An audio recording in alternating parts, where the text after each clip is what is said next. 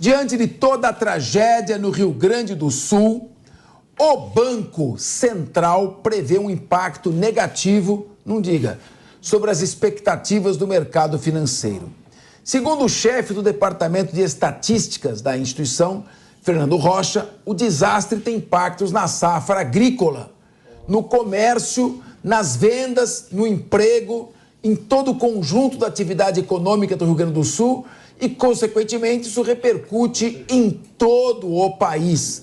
Meu querido Diego Tavares, a situação está realmente complicada, porque se já não tinha chance de atingir a meta de zerar o déficit público, agora ainda mais. Vamos lembrar que nós terminamos o governo passado com superávit de 54 bilhões de reais. E estamos caminhando agora para um déficit fiscal de 270 bilhões de reais. E eu, como digo ao querido nosso amigo, Leandro Ferreira, disseram que você vem aqui quinta-feira, meu economista preferido. Foi no lançamento do livro do Wilson Pedroso com a camiseta do MST. Tô louco pra jantar você aqui na hora do almoço, aqui no próximo programa. Tô te esperando de braços abertos na quinta-feira, meu querido Leandro Ferreira. Você acha que com esse endividamento do país, mais de 8 trilhões de reais, aumento de 1 trilhão de reais, déficit fiscal e gastança adoidada, isso tem alguma coisa a ver com o crescimento econômico, Diego Tavares?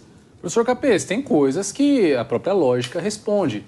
Se o Brasil está com dificuldade de diminuir o seu déficit em condições normais, antes dessa tragédia, enfim, dessa infeliz tragédia que está acontecendo no Rio Grande do Sul, agora, com a necessidade de readequação orçamentária, com a necessidade de destinação de recursos em caráter emergencial para o Rio Grande do Sul, é claro que esse buraco vai se aprofundar ainda mais. Mais do que nunca, é hora e agora é obrigação, não tem mais para onde correr. O poder público precisa com urgência cortar gastos inúteis, precisa com urgência, de repente, até cortar gastos úteis, porque a nossa situação fiscal é, infelizmente, calamitosa, é tão calamitosa quanto a situação do Rio Grande do Sul. Então está na hora de privatizar as empresas estatais ineficientes, está na hora de cortar os cargos comissionados que são ineficientes, está na hora de enxugar o tamanho da máquina pública para que o Estado não custe tão caro e nós possamos destinar mais verba à resolução da situação do Rio Grande do Sul e também iniciar o planejamento de obras preventivas, não só no Rio Grande do Sul,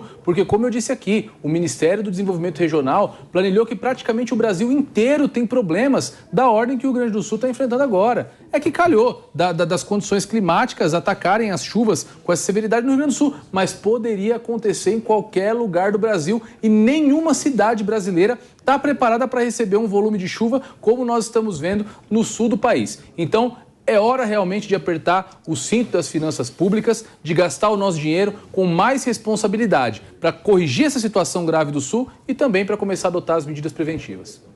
Doutora Mônica Rosenberg, eu sei que o seu pai, Luiz Paulo Rosenberg, que é meu amigo, é assíduo frequentador aqui das telas da Jovem Pan, sobretudo no horário do Linha de Frente, em especial quando você participa, claro.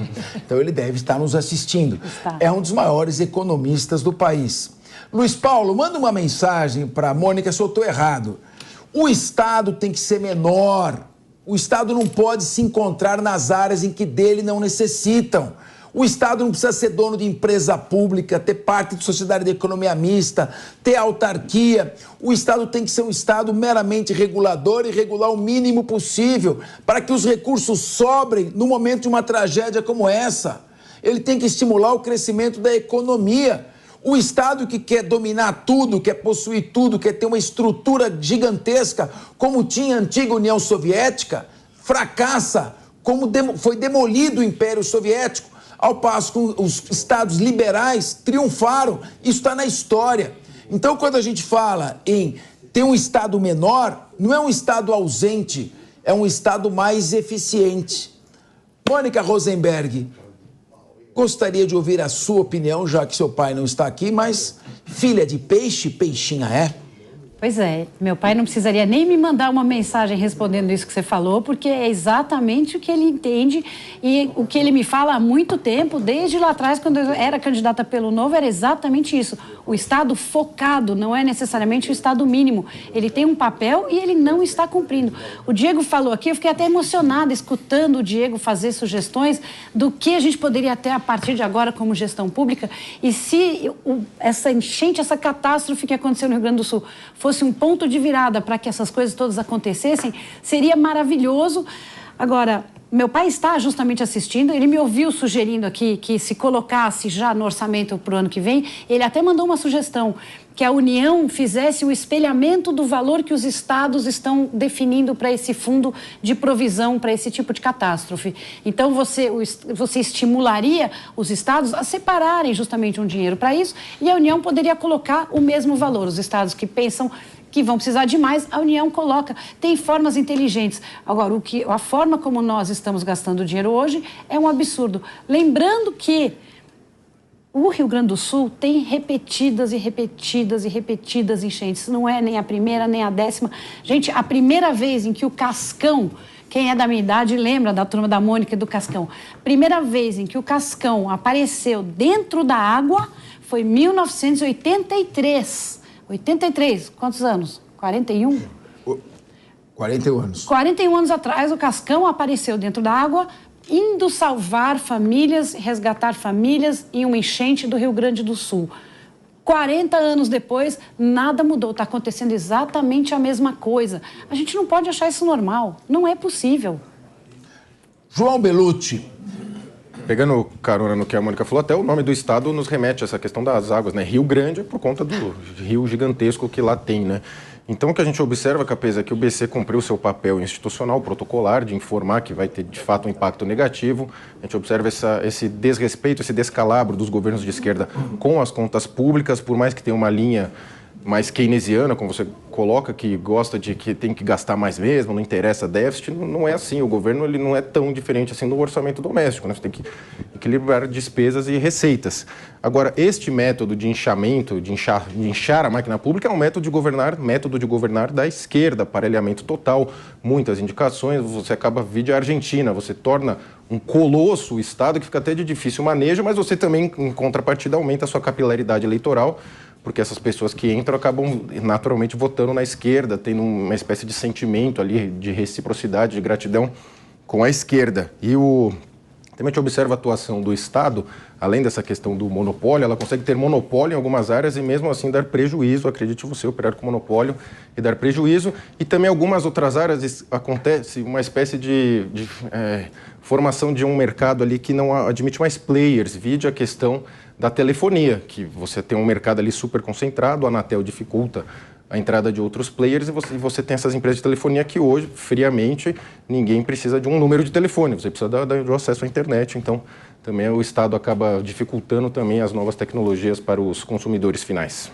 As imagens são chocantes, imagens que vão aí dividindo conosco a tela do Linha de Frente, da Jovem Pan, carros submersos, prédios submersos, isso porque parou de chover.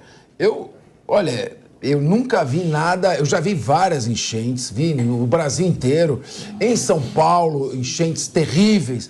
Eu nunca vi, ao final de um dilúvio, uma situação permanente como a que nós estamos presenciando no Rio Grande do Sul. Uma tragédia, sem dúvida alguma, e como disse ali o comerciante lá, o presidente do Sindicato dos Lojistas de Canoas, seu Demênio, não esqueci o sobrenome dele, dizendo o seguinte: o gaúcho é um povo guerreiro e o brasileiro um povo que é otimista, nós temos que nesse momento estar unidos. Que loucura o que estamos vendo aqui, as pessoas, muita gente boa. Essas tragédias mostram o melhor e o pior do ser humano. O melhor é aquele que arrisca a própria vida, se arrisca a contrair doenças, entra em águas contaminadas para resgatar crianças, pessoas de idade, animais também, que devem estar sofrendo. A gente não sabe, não tem informações ainda também, mas também são merecedores da atenção. E, ao mesmo tempo, nós temos assaltantes apontando armas, roubando Canoas, roubando pessoas que estão com as suas coisas, assaltando vítimas indefesas, criando um caos na segurança pública e, pior ainda do que isso, pessoas que não estão no meio da tragédia se aproveitando para aplicar golpes. Então você que vai fazer a sua colaboração, nós estamos toda hora mostrando essa colaboração, você que vai fazer a sua contribuição, tome muito cuidado, procure os canais competentes e corretos. Nós teremos sim, a situação econômica do país, claro, será afetada por isso.